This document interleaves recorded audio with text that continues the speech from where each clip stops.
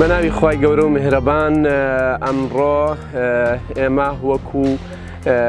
بەرەنگاربوونەوە بە هەر نەخۆشی و ناخۆشیەک و لە فەسڵی لە پێشوازی فەسڵی بەهار و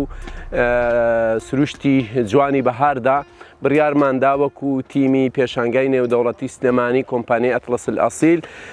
لە ڕووبەری پێشانگای نێودەوڵەتی سلێمانیە بە ناشتنی زیاتر لە 450 نەمام بەشداری بکەین لە ژیانەوەی خەڵک و خاکە و هەروەها ئەمانەوێ ئەو پەیامە بدەین بە خەڵک و بە هاوڵاتیان کە ئێمە لێرە ژیان دەکەین و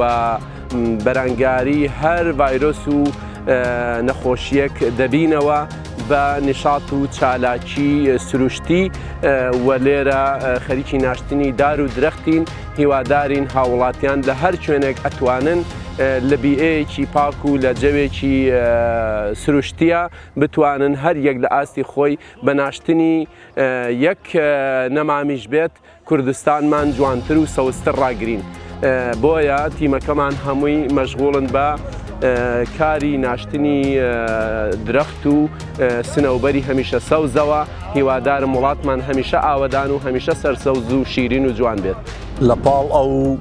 ئەزمە و کارەسات و ڕوودا و نەخۆشی و ناخۆشیانەی هەیە